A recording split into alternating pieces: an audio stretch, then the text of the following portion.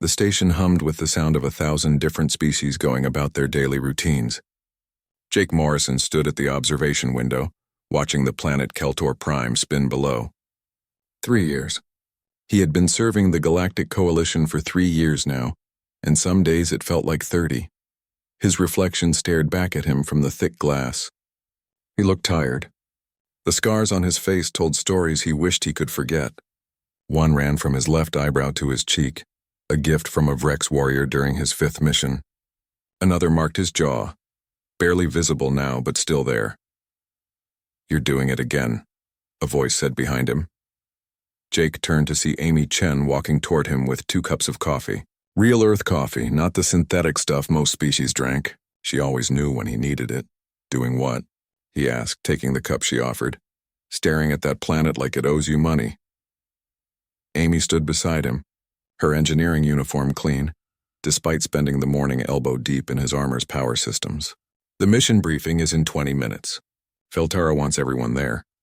Jake took a sip of the coffee. It was good. Amy somehow always made it perfect. "I know. I'm just thinking."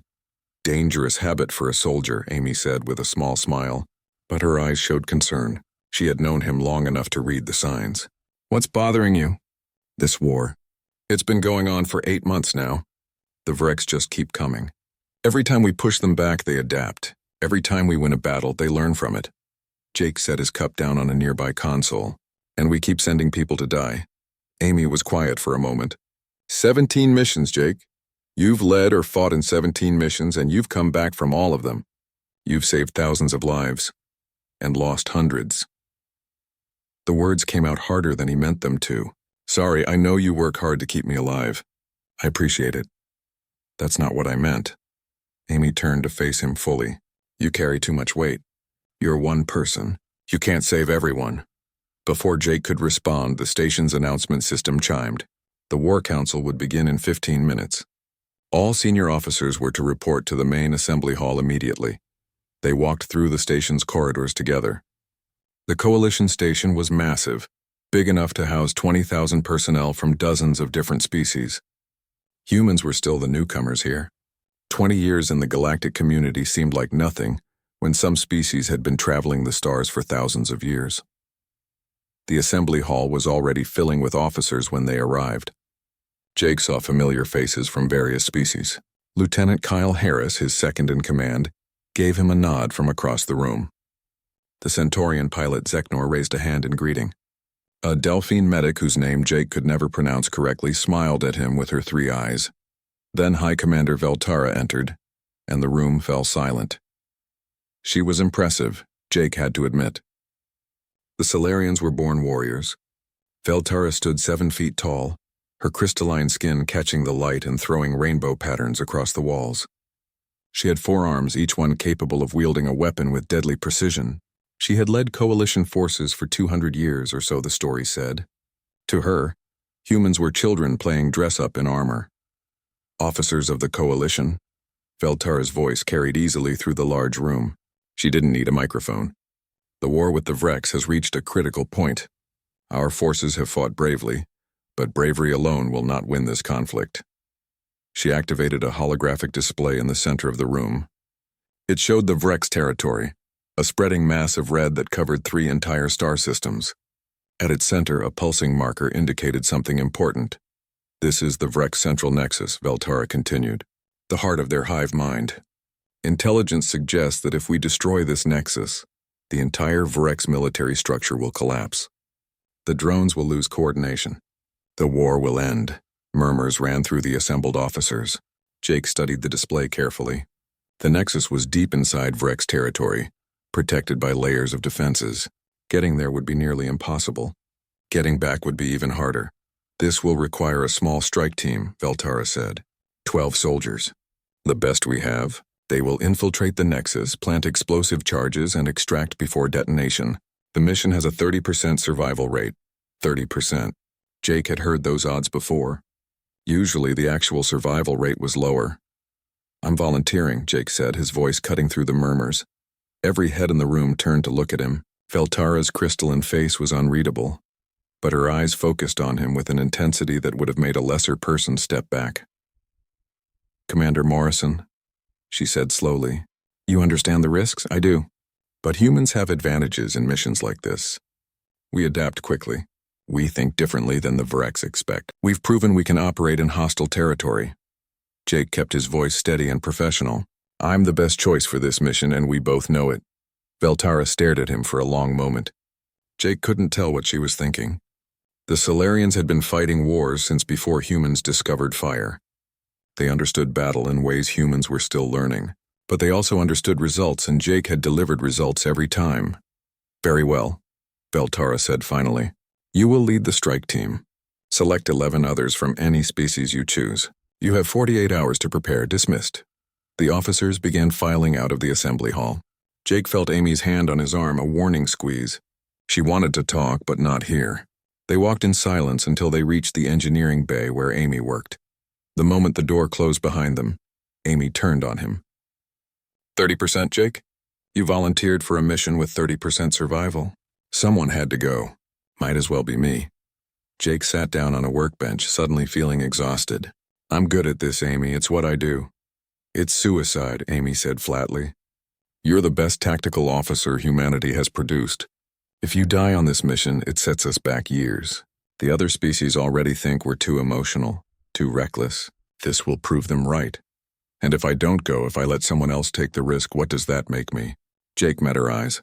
I asked people to follow me into danger 17 times. I can't send them somewhere I wouldn't go myself. Amy was quiet for a moment, her anger fading into something else. Worry, maybe, fear. You're impossible, you know that? I've been told. Jake managed a small smile. I need you to prep my armor. Full combat load, and Amy? I need you to make sure it's perfect. I'm planning to be in that 30% who make it back. I always make it perfect, Amy said softly. That's never been the problem. Over the next 2 days, Jake assembled his team. Kyle Harris was his first choice, a solid soldier who never panicked. Zek Nor, the pilot who could fly anything with engines. The Delphine medic whose real name was Sorakel. 2 Hentari warriors known for their strength. A Cajun scout who could see in spectrums humans couldn't. 5 more soldiers, each the best at what they did. They trained together, studying the intelligence reports, memorizing the layout of the Vrex Nexus. Jake ran them through simulation after simulation, drilling every possible scenario. The Vrex were predictable in some ways, but deadly in all ways. One mistake would kill the entire team. The night before the mission, Jake couldn't sleep. He sat in his quarters cleaning his sidearm even though it didn't need cleaning. It was something to do with his hands while his mind raced through the mission plan over and over. A knock on his door interrupted his thoughts. It's open, he called. Amy stepped in, carrying a data pad. Your armor is ready. All systems optimal. Power cells at maximum. Weapons calibrated. She set the pad down on his desk. You're as ready as I can make you. Thank you, Jake said. He meant it for more than just the armor. Amy sat down across from him. Come back, Jake. From this one, you have to come back. I will, he promised, hoping it was a promise he could keep. The intelligence on this mission. Something feels wrong about it. Amy pulled up data on her pad. I've been going through the reports. There are gaps. Missing sections. It's like someone edited the information before it reached you. Jake frowned. What kind of gaps? I don't know. That's what worries me. But Veltara approved these reports personally. She's the only one with high enough clearance to make those kinds of edits. Amy looked troubled. Maybe it's nothing. Maybe it's just standard security protocol. But Jake, please be careful. I'm always careful, Jake said, though they both knew that wasn't entirely true. The morning came too quickly. Jake stood in the armor bay, letting the automated system seal him into his combat suit piece by piece. The armor was an engineering marvel, combining human innovation with alien technology. It made him stronger, faster, more durable. It made him a weapon, his team assembled in the launch bay. 12 soldiers ready to go into the darkness.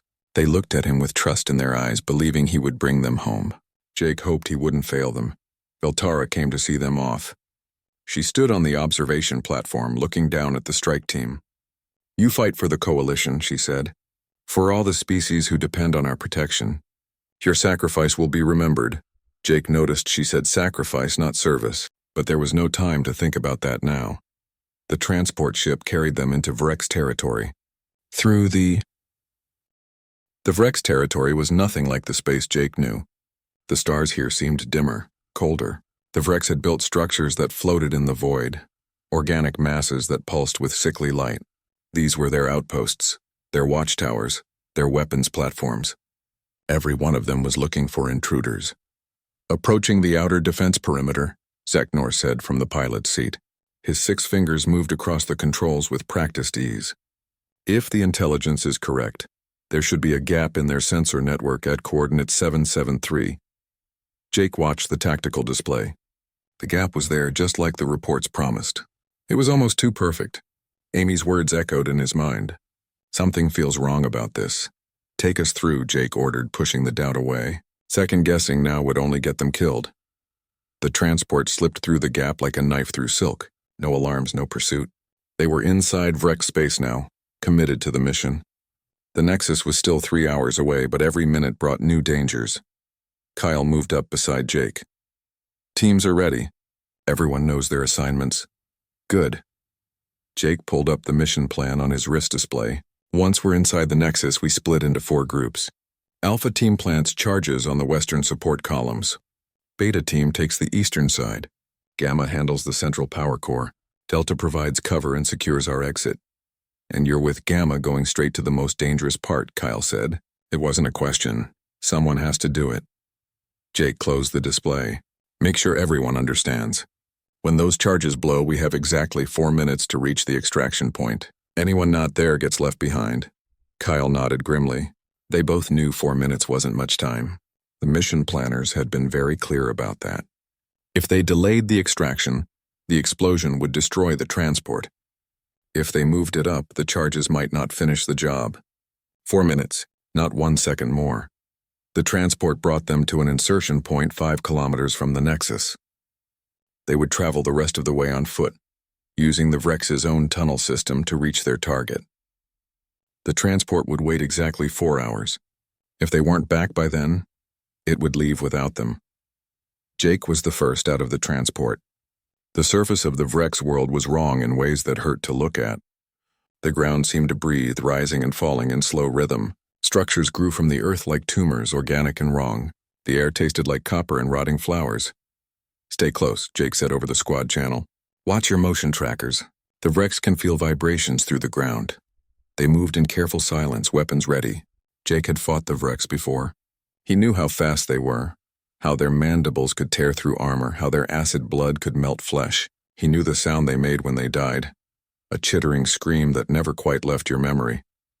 The entrance to the tunnel system was hidden beneath a shelf of organic material. Zoracle found it using her thermal sensors. Down there, she whispered, pointing to a dark opening. The tunnels were worse than the surface. They were barely tall enough to walk through, and the walls felt warm to the touch.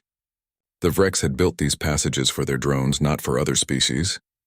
Jake had to hunch over as he led the way, his armor scraping against the ceiling. They encountered their first Vrex patrol 20 minutes into the tunnels. 3 drones scouting ahead of a larger group. Jake signaled for silence and his team froze. The drones passed within meters, their compound eyes sweeping the darkness. They didn't see the strike team pressed against the tunnel walls, their armor's camouflage systems hiding them from sight. When the patrol passed, Jake allowed himself to breathe again. Keep moving, he whispered. The Nexus appeared on their sensors an hour later. It was massive, a cathedral of flesh and chitin that pulsed with the collective thought of millions of Vrex minds. Jake could feel it even through his armor, a pressure against his thoughts trying to push its way inside his head. Teams deploy, Jake ordered. You have 30 minutes to place your charges and reach the rally point. Move. Alpha and Beta teams split off, disappearing into side tunnels. Delta team took up positions to cover the main entrance. Jake led Gamma team directly toward the Nexus's heart, where the central power core hummed with terrible energy. The closer they got, the worse the psychic pressure became. Jake could hear whispers at the edge of his thoughts, alien voices speaking in patterns that almost made sense. Beside him, one of the Hintari warriors stumbled, clutching his head. Stay focused, Jake said firmly. Don't listen to it. Think about something else. Think about home. But Jake was thinking about Amy's warning. Missing sections. Edited reports. What had Veltara removed from the intelligence data? They reached the power core. It was beautiful in a horrifying way. a sphere of living tissue suspended in the air by energy fields that crackled with power. This was what kept the Vrex Nexus alive. Destroy this and the whole structure would collapse. Plant the charges, Jake ordered. Make sure they're stable. We won't get a second chance at this. His team worked quickly, attaching the explosive devices to key points around the core. Each charge was small, but together they would release enough energy to vaporize the entire Nexus. Jake checked his timer. 20 minutes left. That's when the Vrex counterattack hit. They came from everywhere at once, pouring out of hidden passages in the walls. Hundreds of them, thousands. The tunnel system erupted with gunfire and screams. Jake's rifle barked again and again, cutting down Vrex drones as they charged. His armor's shields took hits, energy levels dropping with each impact. Fall back. Kyle's voice came over the radio, strained and desperate. Beta team is being overrun. We need support. Negative. Jake shouted back, firing at a drone that got too close. Complete the mission. All teams finish placing your charges. The battle was chaos. Jake lost track of time as he fought. One of the Hentari went down, a Vrex warrior's mandibles crushing through his armor. Sorakel dragged him to cover, trying to stop the bleeding, but Jake could see it was too late. Charges are set, someone yelled over the radio. Alpha team, maybe. Or Beta. Everything was noise and violence. Jake looked at his timer. 10 minutes until extraction. But something was wrong. His tactical display showed heat signatures behind the power core. Lots of them. Thousands of them. And they weren't soldiers. Computer, Jake said, bringing up the enhanced scanner. Identify those signatures. The answer made his blood freeze. They were civilians. The Vrex kept their young behind the power core. This wasn't just a military nexus. It was a hive city, and when the charges blew, every one of those civilian drones would die. Command, this is Morrison, Jake called on the command channel. We have a problem. There are non-combatants in the target zone. Millions of them, static crackled in his ear. Then Veltara's voice came through, cold and clear. Proceed with the mission, Commander. Did you hear me? Jake demanded. These aren't soldiers. They're civilians. Young. There must be 3 million of them behind this core. I heard you. Veltara's tone didn't change. Your orders remain the same. Destroy the Nexus. Extraction in 9 minutes. Jake stared at the display, at all those life signs, at all those deaths he was about to cause. You knew, he said softly. This was in the intelligence reports. This is what Amy found. You knew there were civilians here. The mission is what matters, Commander. Not your conscience. Veltara's voice carried no emotion. 8 minutes. Jake stood frozen, his team fighting around him. He could abort. He could cancel the charges, pull his people out, refuse the order. But then the war would continue. More coalition soldiers would die. More worlds would fall to the Vrex. Or he could complete the mission. He could kill 3 million innocents and save 3 billion others. Jake. Kyle grabbed his arm. We have to go, now! The decision made itself. Jake had always followed orders. He had always done his duty. Even when it hurt. Even when it cost him pieces of his soul. All teams extract, Jake ordered. Charges will detonate in 7 minutes. They ran through tunnels filled with Vrex warriors. Jake's armor took hit after hit, the shields failing completely. He felt something tear into his side, pain blooming hot and terrible. But he kept running, kept firing, kept pushing his team toward the extraction point. 4 team members didn't make it. Jake saw them fall, saw the Vrex swarm over them. He heard their final screams over the radio. But he couldn't stop, couldn't go back, could only run. The transport lifted off with 3 minutes on the timer. Jake watched through the viewport as they cleared the blast radius. He saw the Vrex Nexus below pulsing with life, all those lives. Then the charges detonated. The explosion was visible even from orbit. The Nexus collapsed inward, then erupted outward in a sphere of destruction. The shockwave flattened everything for kilometers. When it was over, nothing remained but a crater filled with ash. Jake felt something break in his mind at that moment. A psychic scream, the death cry of 3 million Vrex. They had been connected to the hive mind when they died, and that connection had touched him through the blast. He heard them die, felt them die. He collapsed in the transport, his wounds forgotten. Someone was screaming. It took him a moment to realize it was him. Get him to medical, Sorakel shouted. He's been exposed to Vrex toxins. Jake spent 2 weeks recovering in the medical bay. His body healed faster than his mind. The Vrex toxins left his system. The wounds closed. But every time he closed his eyes, he heard that psychic scream. 3 million voices crying out at once, then falling silent forever. Amy came every day, bringing food he couldn't eat and news he didn't want to hear. The Coalition was celebrating the mission as a great victory. The Vrex forces had collapsed exactly as predicted. Without the Nexus to coordinate them, the drones were confused and scattered. 3 colony worlds had been saved. The war was essentially over. Medals were being prepared. Promotions were being discussed. Jake Morrison, the hero who ended the Vrex War, he wanted to vomit every time he thought about it. "I found something," Amy said on the 15th day. She looked tired, dark circles under her eyes. "I've been going through the mission archives, comparing different versions of the intelligence reports." Jake sat up in his medical bed, wincing at the pull of healing tissue. "What did you find?" Amy pulled up a holographic display from her data pad. 2 documents appeared side by side. "This is the report that came from Coalition Intelligence, the original, and this is the version you received before the mission." Jake studied them carefully. The original report had entire sections marked in red. Analysis of civilian population distribution, estimates of non-combatant casualties, ethical considerations. All of it had been removed from the version Jake received. "She edited it herself," Amy said.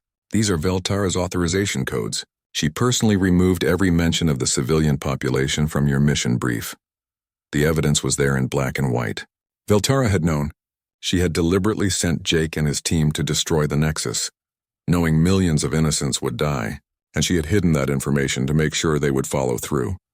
"I need to see her," Jake said, swinging his legs out of the bed. "You're not fully healed yet," Amy protested. "I don't care." Jake stood, testing his balance. His legs held. "Where is she?" "Jake, wait. Think about this.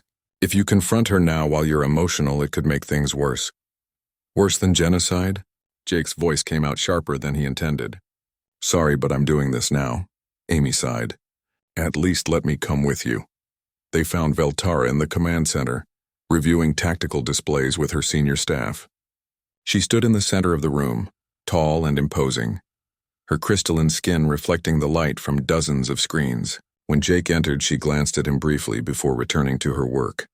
"Commander Morrison," she said without looking at him. "You should still be in medical." "We need to talk," Jake said. In private, Veltara's staff exchanged glances. The High Commander rarely granted private audiences, especially not to officers who interrupted her work. But something in Jake's tone must have caught her attention. She studied him for a moment, then gestured to her staff. "Leave us," she ordered. The room cleared quickly. Soon only Jake, Amy, and Veltara remained. The High Commander folded 2 of her forearms across her chest. A gesture that Jake had learned meant impatience. "Speak," Veltara said. Jake pulled up the comparison Amy had prepared, projecting it into the center of the room. "You edited the intelligence reports. You removed information about the civilian population at the Nexus. You sent us in blind." Veltara looked at the display without expression. "I did."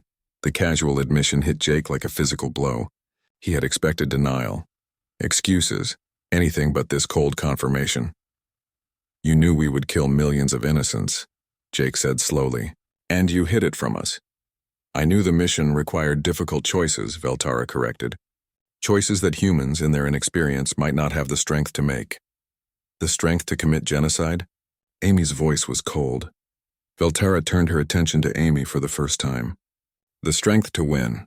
The Vrex were days away from launching an assault that would have killed billions. The Nexus had to be destroyed. If I had told you about the civilians, you might have hesitated. You might have failed. "So you lied," Jake said. "I made a command decision. That is what leaders do." Veltara's tone remained calm, almost bored. "In war, there are no clean choices. Only necessary ones." "Necessary?" Jake felt anger rising in his chest, hot and dangerous. "You manipulated us. You made us your weapons, and you didn't even give us the information to make our own choices." "Your choices don't matter, Commander. Results matter. Outcomes matter. 3 colony worlds stand because of that mission. Billions of lives saved. That is what matters." Veltara moved closer to him, her height making her tower over Jake even in his armor. "This is something your species needs to learn. War is not about honor or conscience. It is about survival. The Solarians have fought for thousands of years. We understand this. Humans do not. Maybe we don't want to understand it, Jake said quietly. Maybe we don't want to become the kind of people who can murder millions and feel nothing.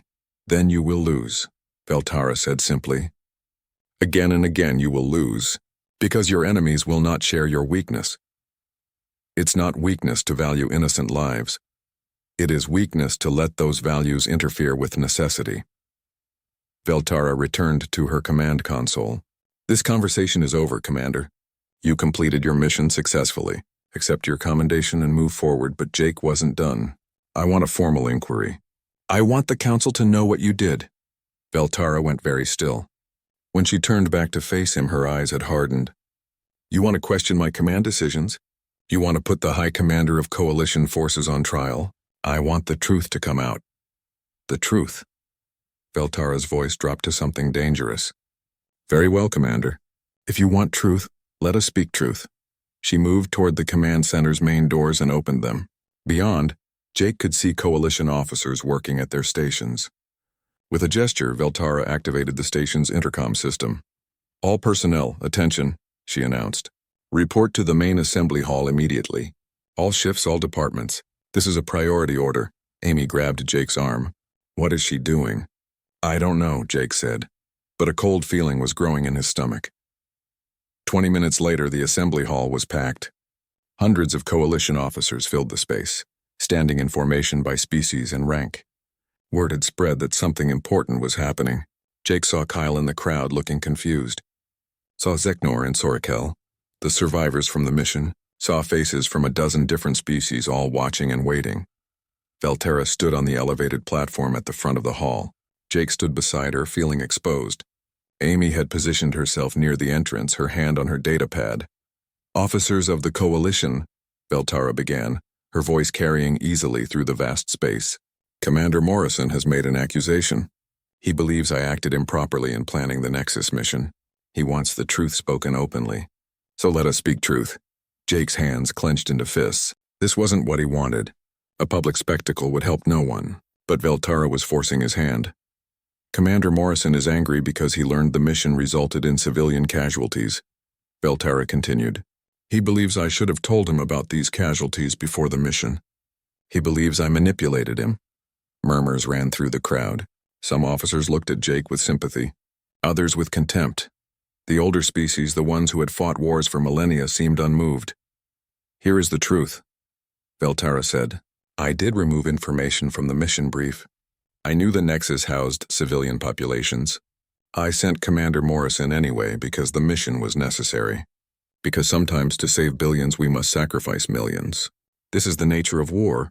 This is the burden of command. She turned to face Jake directly, her forearms spread wide. But Commander Morrison cannot accept this.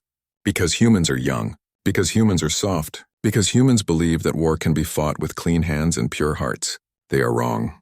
The hall had gone completely silent. Every eye was on them now. Humans have been in space for barely 20 years, Veltara said, her voice growing colder. They have fought in one, perhaps two real wars. They have not experienced the horrors that older species know. They have not made the choices that must be made. And so they come to us with their naive idealism and demand that we fight wars according to their limited understanding. Jake felt his face burning. Around him, he could see human officers tensing, their faces angry, but he forced himself to stay calm to let Veltara speak. Commander Morrison is a skilled tactician, Veltara continued, but he is in the end nothing more than a weapon, a tool to be aimed at the enemy and fired. He performed his function admirably.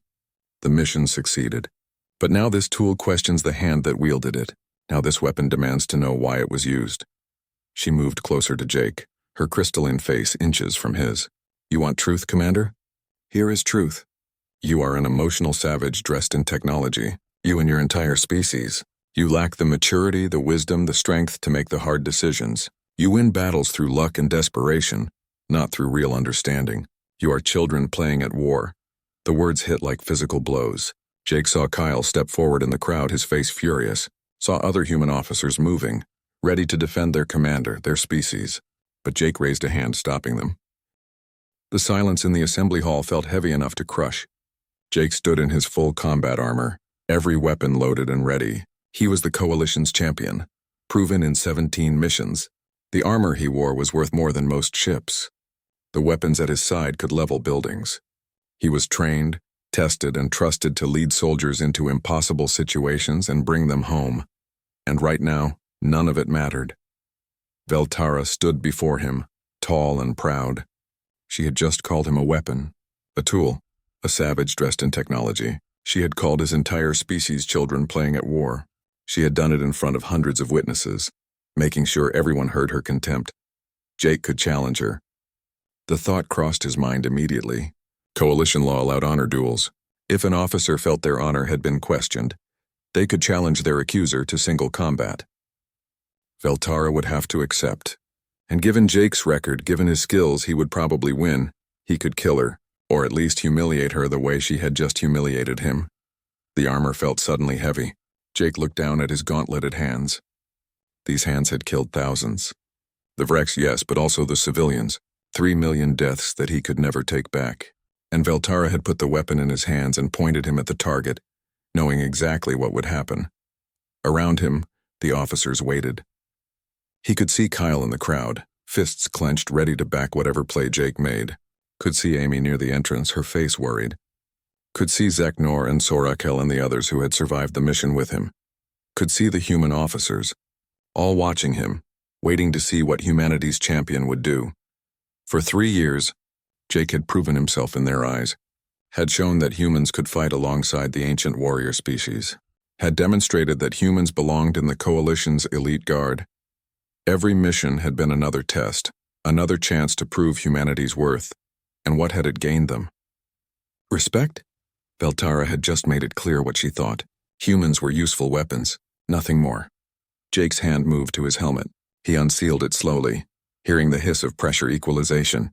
The helmet came off in his hands. He looked at it for a moment, at his reflection in the polished surface. He looked tired, old, not like a champion at all. Commander? Kyle's voice came from the crowd, uncertain. Jake didn't answer. He set the helmet down on the platform floor, placing it carefully. Then his hands moved to his shoulder guards. The magnetic locks released with soft clicks. He removed the left guard, then the right, setting them beside the helmet. "What are you doing?" Veltara asked. For the first time, her voice held something other than cold certainty. Confusion, maybe, or the first hint of concern. Jake still didn't speak. His hands moved to his chest plate, releasing the main locks that held his armor together. It was heavy, requiring both hands to remove. He set it down with the rest, the sound echoing in the silent hall. "Commander Morrison," Veltara said more sharply. "Answer me," but Jake was beyond answering. His gauntlets came next, first the right, then the left. Each piece of armor he removed felt like shedding weight he had carried too long. The vambraces, the leg guards, the armored boots. All of it came off piece by piece until he stood in just his basic uniform. The weapons were last. His rifle, the one that had saved his life dozens of times. His sidearm, perfectly maintained by Amy's careful hands. The combat knife that had been a gift from Kyle. The grenades, the tools, everything that made him a soldier. He laid them all beside the armor in a neat row. The assembly hall was absolutely silent now. No one moved. No one spoke. They all watched as Jake Morrison, the human champion, stripped himself of everything that made him dangerous. When it was done, Jake stood in his plain uniform, unarmed and unarmored. He looked smaller somehow, just a man instead of a warrior. His scars were visible now, no longer hidden by technology. The wound in his side where the Vrex had torn through his armor still showed through his shirt, not fully healed. He looked at Veltara. Really looked at her, meeting her eyes without the helmet's targeting system, without the armor's protection. Just human eyes meeting alien ones. "You called me a weapon," Jake said quietly. His voice carried in the silence, clear and steady. "You're right. For 3 years I've been your weapon. I went where you pointed me. I killed what you told me to kill. I never questioned. I never stopped to ask why." He gestured to the armor at his feet. "This made me powerful. Made me dangerous. Made me useful. But you know what it didn't make me? It didn't make me human." Veltara's crystalline face showed nothing, but Jake saw her arms tense slightly. She was listening. "You say humans are emotional savages," Jake continued. "Maybe you're right. Maybe we do feel too much. Maybe we do question things that older, wiser species accept without thought. Maybe that makes us weak in your eyes. He took a step forward, leaving the armor behind. But you know what? I'm glad we're that way. I'm glad humans haven't learned to stop caring about innocent lives.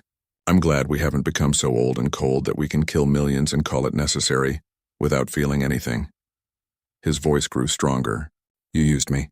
You manipulated me into committing genocide because you knew I wouldn't do it if I had all the facts. You treated me like a gun to be fired at a target, and you were right. I was your weapon. I did exactly what you wanted. Jake looked around the assembly hall, meeting the eyes of the officers watching. But I won't be your weapon anymore. I won't be anyone's blunt instrument. And humanity won't be your convenient tools to point at problems you don't want to solve yourself. He turned back to Veltara. You want to know what makes humans different? It's not that we're stronger or smarter or better at war. It's that we know when to stop fighting. We know when to say no.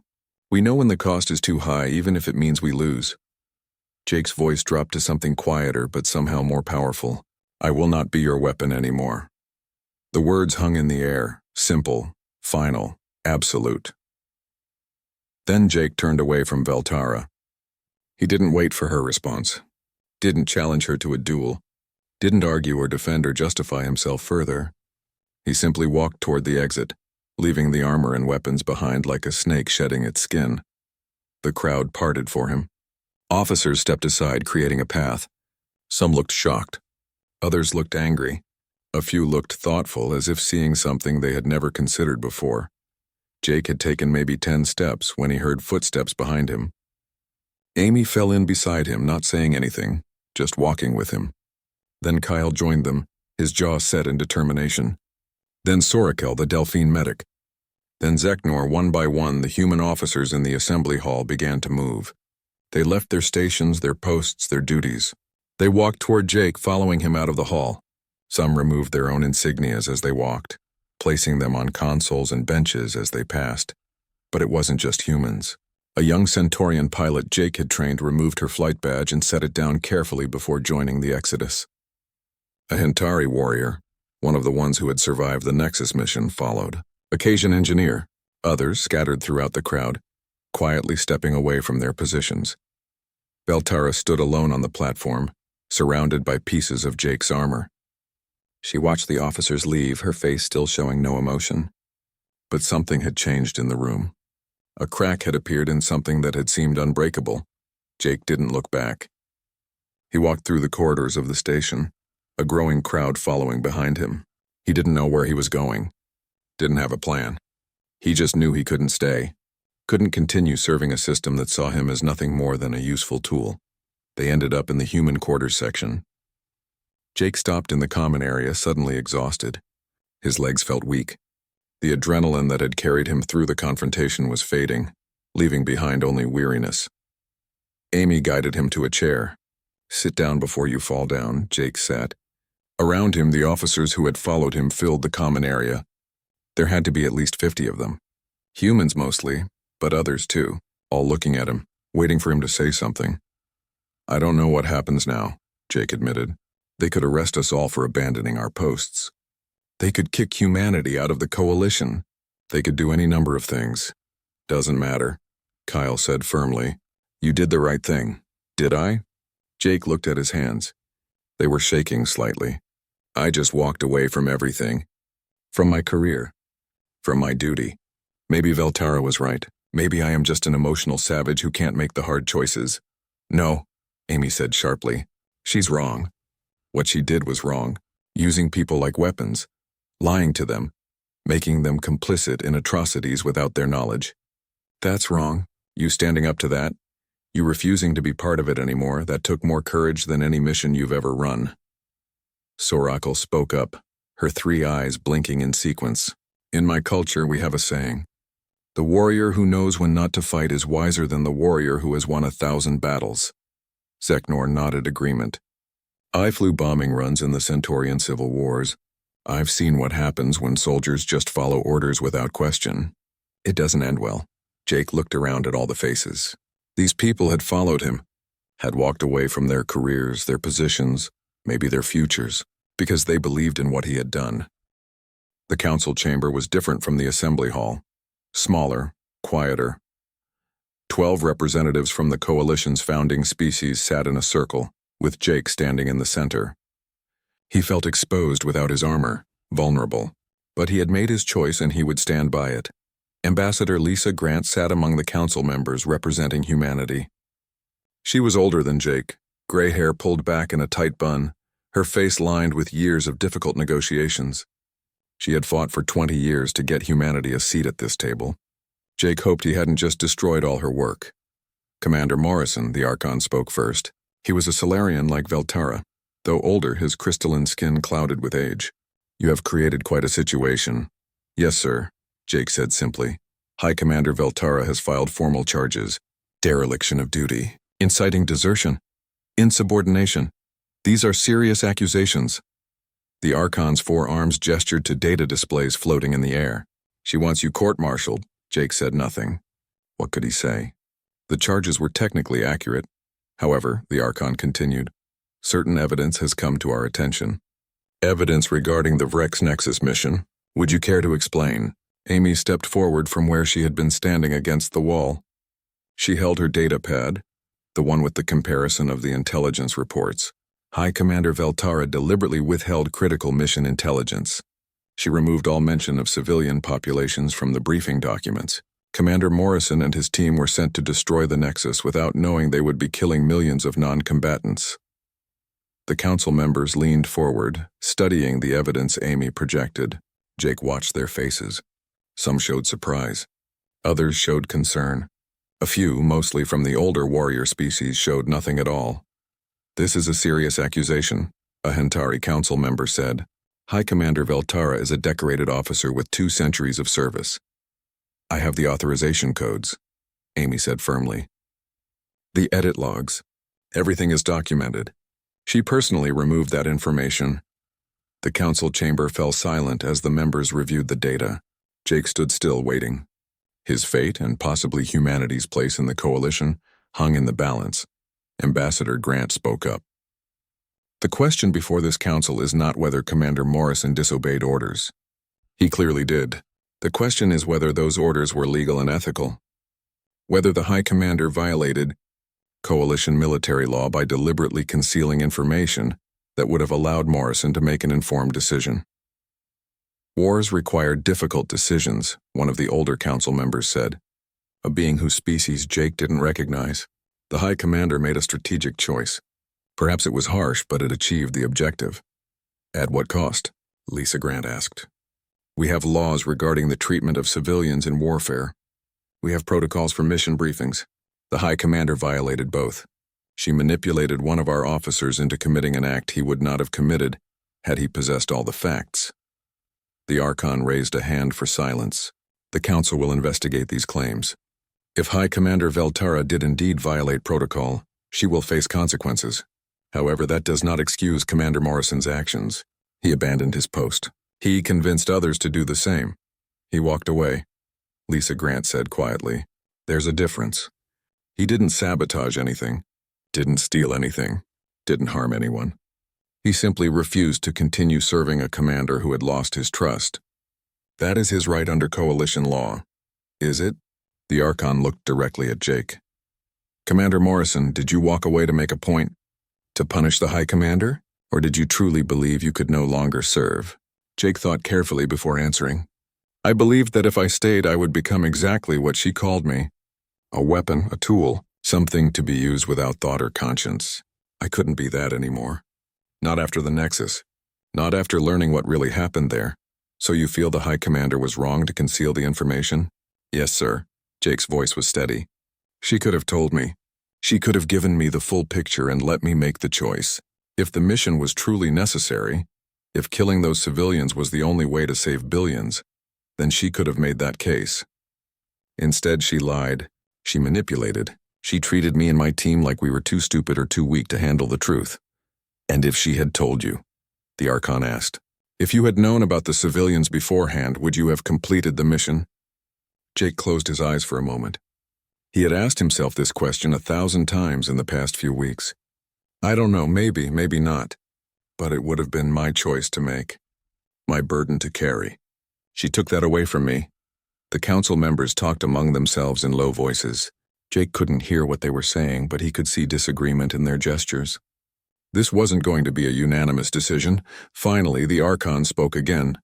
The Council has reached a preliminary decision. Commander Morrison and those who followed him will not face charges of desertion. However, they are relieved of duty pending the investigation into the Nexus mission. High Commander Veltara will also be placed on administrative leave until the investigation concludes. Jake felt relief wash over him. Not arrested, not imprisoned. It was more than he had hoped for. However, the Archon continued, there is the matter of what happens next. Commander Morrison, you have made it clear you will not return to active military duty. What are your intentions? Jake hadn't really thought that far ahead. He had been so focused on surviving the confrontation with Veltara that he hadn't considered what would come after. But as he stood there, an idea began to form. I want to help people, Jake said slowly, not by fighting, not by killing, but by rebuilding, by protecting those who can't protect themselves, by making sure that when wars end, someone is there to pick up the pieces. Explain, the Archon said, and Jake did. He talked about the worlds he had seen destroyed by war, the refugees with nowhere to go, the children who had lost everything. He talked about using his skills not for combat but for relief work, about creating an organization that would go into disaster zones, war zones, places where people needed help and hope. You want to form a humanitarian corps, Lisa Grant said, understanding dawning in her eyes, separate from the military but working alongside it. Yes, Jake said. Something independent. Something that answers to civilians, not generals. Something that can go places and help people without political considerations. The council members looked at each other. The Archon's expression was thoughtful. This is unusual. The coalition has military forces and diplomatic services, but nothing like what you describe. Maybe it's time we did, Lisa Grant said. Commander Morrison has shown us something important today. He's shown us that there are other kinds of strength besides military might. That sometimes the brave thing is to stop fighting and start building. The Archon was quiet for a long moment. The Council will consider your proposal, Commander Morrison. In the meantime, you and your followers are confined to the human quarters. You may not leave the station without permission. Dismissed. Jake left the council chamber with Amy beside him. Kyle was waiting outside along with a dozen others who had followed Jake from the assembly hall. How'd it go? Kyle asked. Better than it could have, Jake said. They're investigating Veltara, and they're considering letting us form a relief organization. A relief organization? Kyle looked skeptical. I'm a soldier, Jake. I don't know the first thing about humanitarian work. You know how to organize people, how to plan missions, how to keep people safe in dangerous places. Jake put a hand on his friend's shoulder.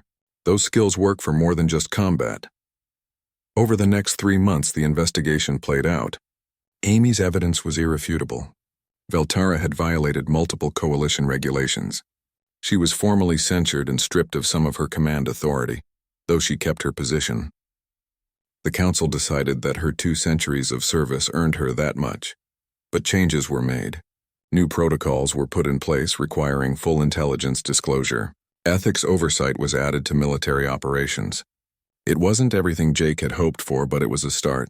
The council approved his proposal for a humanitarian relief corps.